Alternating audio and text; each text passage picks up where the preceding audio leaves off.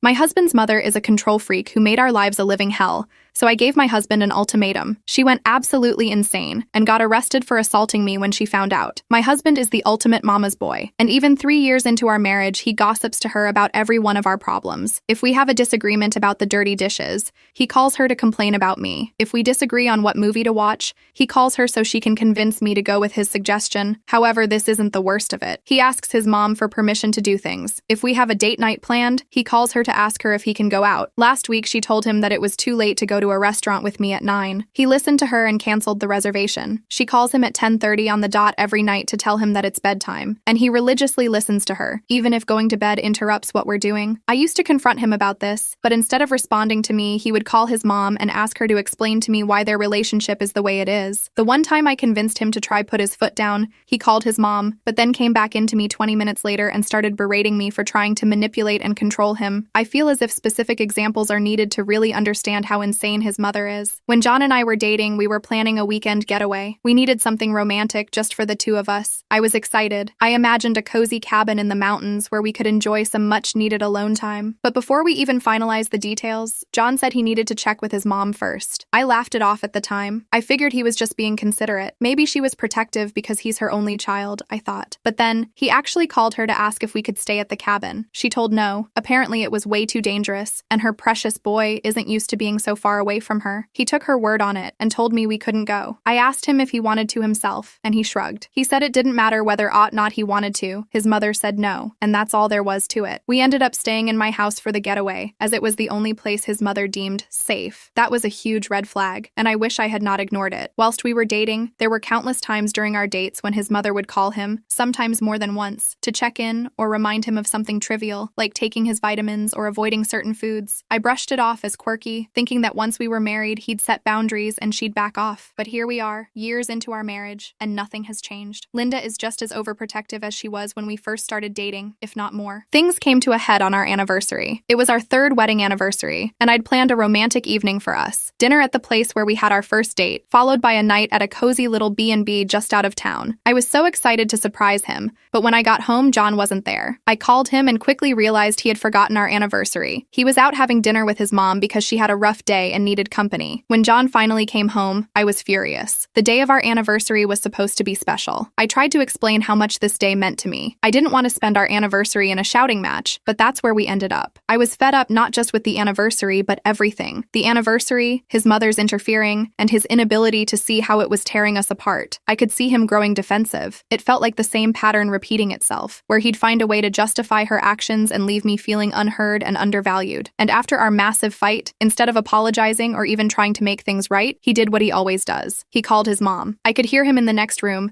telling her all about how unreasonable I was being, how I didn't understand their relationship, and how I was blowing things out of proportion. That was it, I snapped. I walked into the room, grabbed the phone out of his hand, and told Linda she needed to stop messing in our marriage, and if she wanted to boss someone around, she should find her own man. His mother, Linda, of course, was ticked off. She said I was just jealous of their close relationship and that I was trying to come between them. We had a huge argument right there on the phone, with John standing between us, looking like a deer caught in headlights. Linda wasn't just angry, she was vindictive. The next day, she showed up at our house unannounced. She didn't even bother knocking. She just walked in like she owned the place. She acted like nothing had happened and was there to visit us. Then at dinner, she started criticizing the way I cooked. I had spent the entire afternoon making one of John's favorite dishes, spicy chicken curry. I knew he loved it with an extra kick, and I was excited to serve it to him. As we all sat at the table, I watched Linda take her first bite. Her face immediately tightened. She put her fork down, dabbing at her mouth with a napkin as if the food had offended her. I asked her if everything was okay, and she said the food was too spicy and that I should tone down the heat. She then turned to John and told him she didn't know how he could eat anything like this, and that such spicy food wasn't good for his stomach. John shifted uncomfortably in his seat, clearly torn. He then offered to have us get takeout to make everyone happy, but I didn't want takeout. I had spent hours cooking and was ready to eat then. Linda said that she needed anything else to eat, saying again that my cooking was too spicy. She said she needed food fast because she didn't want to starve. She made it it clear that she wasn't eating my curry. The following week, she told John to meet her at a coffee shop to spend time together after John and I had already made plans. John told her that he could meet her after his date with me, but she was persistent. She told him to bring me along and that it had been too long since they'd spent mother-son time together. When we arrived at the coffee shop, Linda was already seated. She greeted John warmly and barely acknowledged me as I slid into the seat next to him. I could feel her eyes scanning me from head to toe. I wore a simple sundress and some sandals. As soon as we ordered,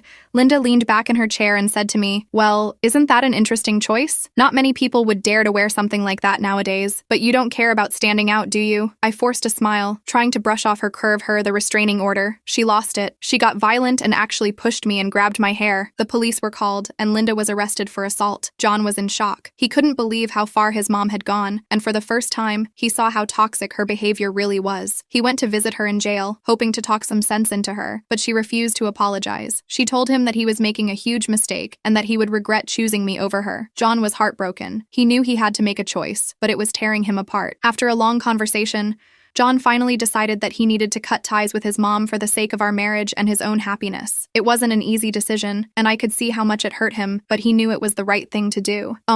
But the cashier who had overheard chuckled awkwardly as she handed us our drinks. Linda wasn't done, though. She looked over at a group of women sitting by the window, all dressed in stylish outfits that seemed to catch her attention. "Now look at that," she said, gesturing at them. "That's what you call chic. It's nice to see some people still know how to dress for the occasion. Don't you think, dear?" she added, looking at the cashier for agreement. The cashier was clearly uncomfortable and just nodded before quickly retreating behind the counter. I felt my face burning red with embarrassment. John shifted uncomfortably but said nothing. He glanced at me with an apologetic look. I was left feeling humiliated. As time went on, it felt like she was trying to push me out of my own relationship and take over as the woman of the house. I tried to stand up for myself, but John would take his mom's side every time I did. He'd say things like, "She's just trying to help," or, "You know she means well." As the weeks went by, Linda's intrusions into our lives only grew more intense. It was no longer just about her controlling John. She had started to extend her reach into every aspect of my life too. It started subtly at first. During one of her frequent visits, she casually mentioned that John should be eating more vegetables, suggesting that I should prepare healthier meals for him. "You know, John used to love my spinach casserole," she said with a smile. She often implied my cooking wasn't up to par. The message was clear. I wasn't feeding him properly, and it was my responsibility to fix that. But it didn't stop there. One evening, as I was getting ready for a date night with John, Linda unexpectedly dropped by. She took one look at my outfit and pursed her lips. She asked me if that was what I was wearing on a date with John, though it wasn't really a question. She then went on to suggest that something more appropriate would better suit the evening,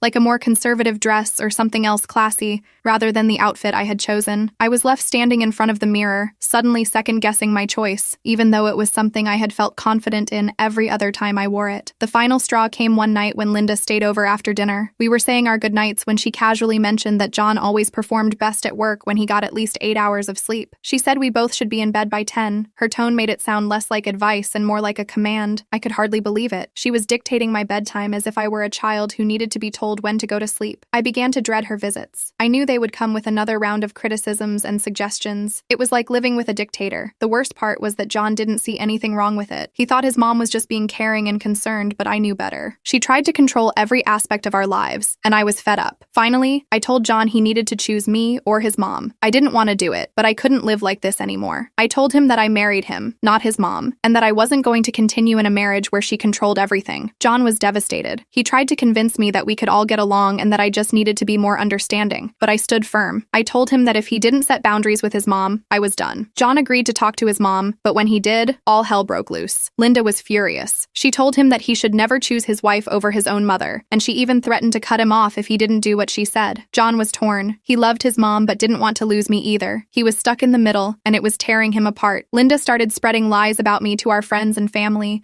saying that I was trying to break up the family and that I was driving a wedge between her and John. One evening while I was cleaning up the kitchen, my phone buzzed. It was John's cousin Sarah. She mentioned she'd heard some things from Linda and wanted to check if they were true. My heart sank as she told me everything Linda had claimed was true. She said I wasn't taking care of John properly, cooking the way I should, dressing inappropriately, and keeping him up late, which affected his work. I explained the situation and how Linda had been overstepping and imposing her expectations on me. I could sense Sarah's discomfort, but she seemed to understand by the end of the call. She even called my work making false complaints about me. I got got called into my boss's office and was told that there had been some concerning reports about my behavior. I was blindsided. I'd always maintained a strong work ethic and had never received any negative feedback before. As my manager continued, it became clear that the complaint had been detailed and specific, citing supposed issues with how I interacted with colleagues and handled my responsibilities. The kicker came when they mentioned that the complaint had originated from a phone call. It was someone claiming to be a concerned family member who wanted to ensure I was performing at my best. It didn't take long for me to piece it together. As a result of the complaint, I was required to take a mandatory workplace conduct training course. It felt like a slap in the face, being forced to sit through a class on skills I knew I already had, all because Linda had decided to poison the well at my job. She almost cost me my job, and I was terrified. That's when I decided to get a restraining order against Linda. I knew it would be a drastic step, but I didn't know what else to do. When I tried to see